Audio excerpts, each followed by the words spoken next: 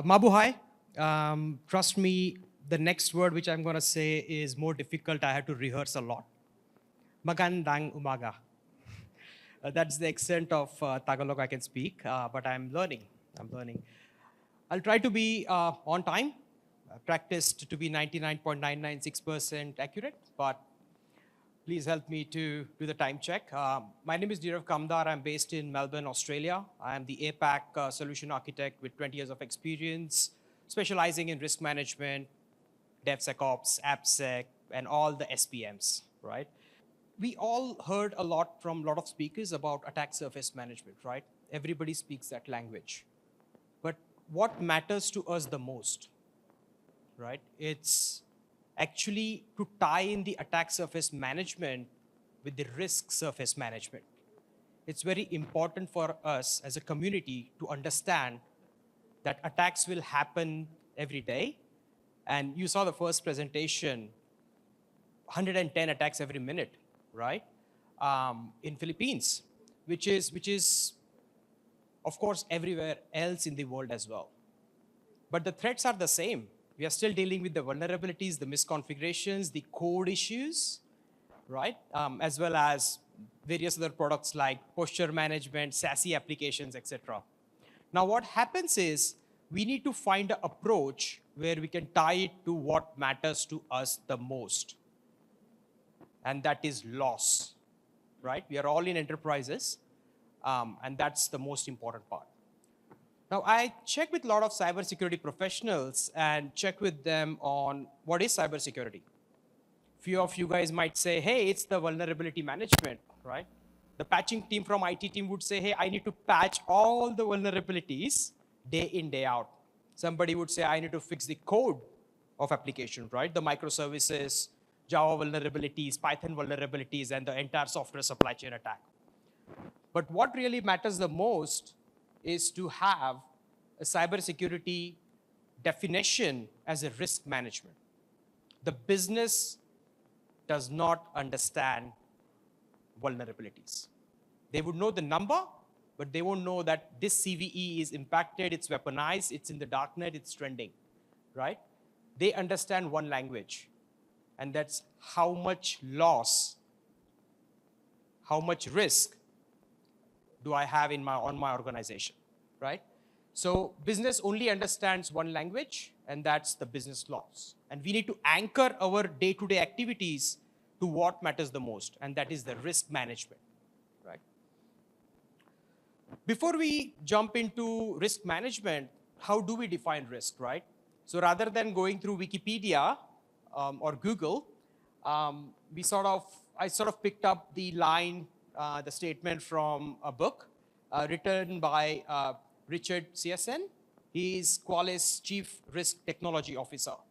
And he makes it very simple to understand anyone that the state of uncertainty which could lead to a catastrophic loss or other undesirable business outcomes. It doesn't matter how many vulnerabilities we fix, but at the end of the day, if there is an attacker attacking our organization by exploiting a CVE, it's going to be the risk on the organization, right? So a fantastic book, and this book is referred by a lot of departments, federal departments, etc. Right? It's like a Bible for risk management. How many of you have read this book? Anyone? No. So it's a great opportunity. I have one book which is signed by him, and I'll ask a question if somebody can answer. I'll pass that book to you guys. As well as once we define the risk, we need to also understand what is risk management, right? Risk management is something which is either to mitigate a risk by patching, by fixing a misconfiguration, or do take a proactive action to fix something is mitigation, right? There is one more word called as risk acceptance. We also need to, similar to life, right? There is always certain amount of risk in life too. So acceptance is also one part of it. You will always have some risk in cybersecurity too. And finally, you even transfer the risk. So mitigation, acceptance, if you can't do that, it has to be transfer of the risk. Now, you will never have zero risk. This is very important to understand. In cybersecurity, we spend a lot of money, but are we really reducing the risk? Are we speaking the language of risk for the CFOs, CIOs, CTOs, CEOs, right? Or the board members? The whole point is the return of investment on the money we are spending right now is not there if you keep chasing towards zero risk, right? Every time new vulnerabilities are popping up, every time new malwares are getting formed, unknown malwares are there, zero-day attacks, etc. So it's very difficult to achieve the zero risk, right? So you must figure out what's the likelihood of that particular risk as well. You can mitigate, transfer, or accept a risk, but then you also need to know the likelihood of that risk on your organization, right? So how can we reduce the likelihood of the risk on the organization? Reducing likelihood of a major financial loss is very crucial. Now, if I tell you there is a new vulnerability with CVSS score 9.5, and there is another vulnerability which is CVSS score 6.4, which one would you guys fix? Right? The 9.5 one.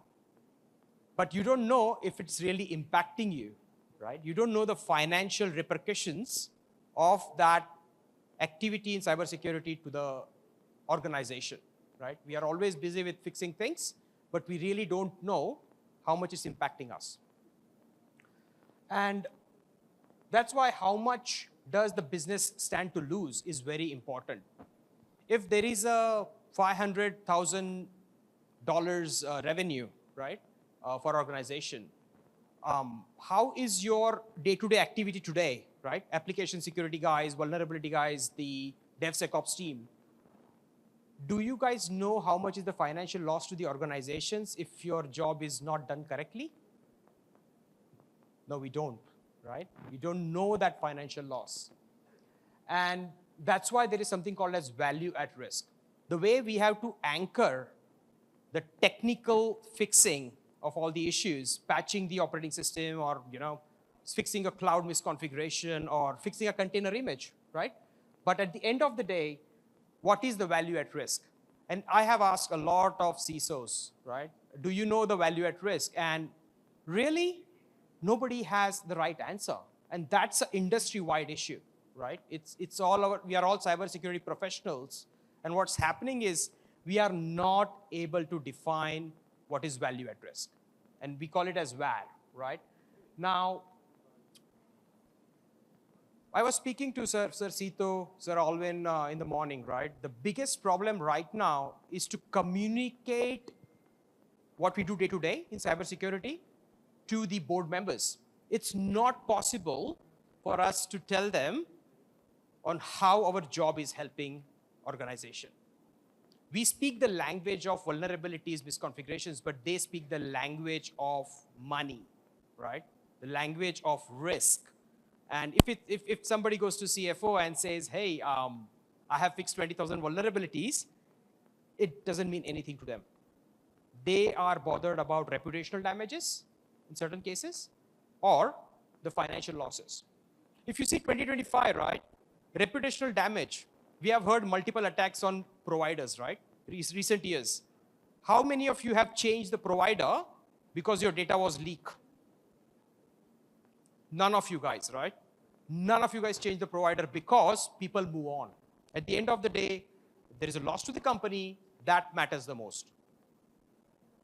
Now, to quantify risk is very difficult, and all parts of the business needs to speak that language, right? Again, I'm a solution architect. I understand vulnerabilities, misconfigurations, AppSec, DevSecOps, containers, and all the SPMs, posture management, right? DSPM, CSPM, ISPM for identities, etc. But at the end of the day, does it matter to our cybersecurity leaders? No, it doesn't. We need to speak the language. And now is the question, do you know what is the language or how to quantify the risk, right? This is the question. What is the language of risk? And please, with a raise of hand, if somebody can answer this, and I can give the book. Someone. Give it a try. What is the language of risk? I said that by mistake, by the way, the answer. Come on. Yeah, please.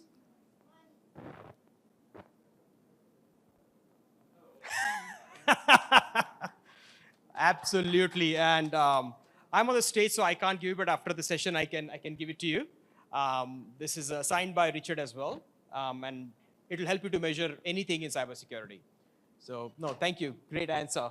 And I think you know what I'm talking about. The problem we are facing today is technical, but then we have to elevate the conversation to the board members too, and to get more funding, right? So, in a nutshell, value at risk informs how much we spend for cybersecurity. The amount we spend for cyber, we don't even get enough money to invest in cybersecurity. If you see really, the budgets of cybersecurity has not increased. It's just matched the inflation of 5% or 7%, single digit. There were days when we used to have like 20%, 30% budget of cyber, but now a thumb of rule, IT spend, X number, you get 7% of the IT spend, and that's your cybersecurity budget. And all the leaders out here, right, they are all having the same conversations day in, day out. And for all the managers and directors, right, if we start speaking the language of risk, it would help us to help our leadership to get more funding or to put the funding in the right place at least, right? So, yes, I sort of repeated this point multiple times. Our industry speaks the language of vulnerabilities, misconfigurations, code security, patches, etc. And what really happens is nobody knows the language of risk, so we cannot really communicate well. And what we need as a community, right? We need to start speaking the same language. So everybody in cybersecurity has a great buy-in from the board members, and we get promotions, more money, etc. Right? Very important. So now let's talk about the business context. This is the real crux, right? If again, the same example of CVSS 9.5 versus CVSS 5.4, right? What happens is if there are two CVSS 9.5 vulnerabilities and there is one severity 6.5 vulnerability, which one would you patch first? It's going to be the 9.5 one, right? But imagine the vulnerability which is CVSS 9.5 is affecting $500,000 versus the one which is 6.4 is impacting $2 million worth of business. Which one would you fix first? The perspective is changing now from CVSS core to the business which you are running. Right, so that's where we want to bring that mindset of how we can start prioritizing our efforts in cybersecurity by thinking about the business loss and thinking about the business context, right? If I have a $20,000 car I'm driving, but if it's taking me $30,000 to upkeep, to maintain that car, right? I may as well stop driving, to be honest. So that's why business context is very crucial for all of us in this room. How many of us know all the assets in the environment? Anyone? None of us. None of us know how many assets do we have in our environment. And we have a lot of professionals here, not a single hand raised, right? So unifying the asset is the number one, is the priority for all of us. It's not an IT job, it's a security job as well. If you cannot see something, you cannot protect it. So having that asset unification is super crucial. At the same time, do we know all the risk factors? All those assets are there. We all speak vulnerabilities, misconfigurations, and network optimizations, etc. But do we know the risk factors? No, we don't. And can we correlate them effectively? All these assets are there. There are multiple issues, cybersecurity threats.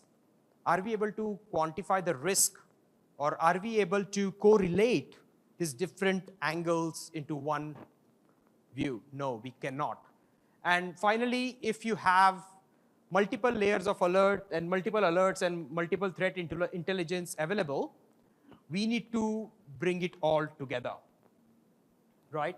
And none of this matters if you don't respond and remediate to threats. You keep patching. All our security folks, right? We all give a big list of CVEs to IT team, and they fix all 10,000 CVEs.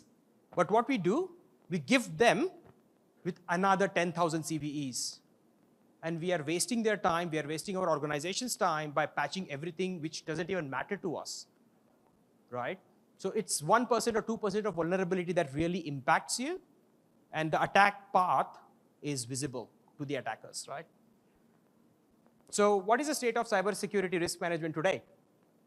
All the CISOs, they will say, I'll take a selfie with top 10 dashboard from Sneak, top 10 dashboard from Checkmarks, top 10 dashboard from Wiz for SPMs, DSPMs, ISPMs, etc. But what's really happening is these dashboards won't help you. If everything is critical, nothing is critical because you're fixing everything, right? Too many threats, too many patches, too many alerts, etc. So there is a need for all of us to move millions of risk data points into one single view. Imagine this is one of the dashboards from one of your tools, right? A great tool, don't get me wrong. It's an ecosystem at the end of the day. A great dashboard with a great exposure alert available. We have multiple dashboards with multiple exposures. How about we filter them up and have what matters to you the most, that is indicators of exposure. We have heard about indicators of compromise. We also need to understand the indicators of exposure. And today what we are doing is playing whack-a-mole. A new celebrity vulnerability comes in, and now imagine vulnerabilities also have celebrities, right? Regression bug, Log4j bug, and all the board members would see the X or LinkedIn and say, oh, fix everything, right? But what security will do, they will start rushing and fixing everything. But nobody knows the context, the business context, and how to really get things sorted, right? So back in days, the SOC was formed because of a need for indicators of compromise. 20 years back, when SOC was not there, there were Excel sheets and log files and the SIEM solutions and the source solutions. If go and explain this to board of directors, they won't understand. So now it's a state where if you say SOC, you get the funding, it's a well-established process, and you can really operationalize a SOC. Similarly, operationalizing, there needs to be a framework which operationalizes risk management, which doesn't exist. And that's why what we are introducing is ROC, Risk Operations Center. This is not a Qualys product. I hope everybody knows Qualys in this room. And this is not a Qualys product. We have operationalized it with a tool called as ETM, Enterprise True Risk Management. But ROC is a framework, right? And what really matters is unified asset inventory is the first step. I think everybody understands. And asset inventory is not just assets of machines, but also the application, right? So we need to know about everything. Even a public announcement system in your office is an asset. And Qualys does a great job of unifying it, not promoting Qualys. Second is risk factors. We need to extrapolate, or we need to really find out the focus point of what really is the risk for that particular inventory.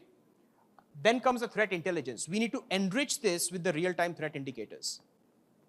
For example, if there is a CVE, but it's already weaponized, the code quality is good, there is a very big threat actor who is exploiting it and it's trending, it's important. And then you have to have the business context on how much money is at risk for that particular fixes, risk prioritization, and finally, the same language of communication. So what you need to do is your auditors, your executives, they all need a report. So this is the framework of ROC. And Qualys has a product, as I mentioned, ETM, Enterprise True Risk Management. And again, as I said, I'm not trying to push a product here. It's about the framework where we knew SOC, and now we have ROC. And finally, what happens is, we can't do this alone, right? We have launch partners, all the big names you must have heard. They all want to collaborate, right? And finally, it's not just with them, but we also have others, and you will be surprised to see the ecosystem we are building. It's not a single organization behind this. It's a community effort. Let's try to work together, and let's rock.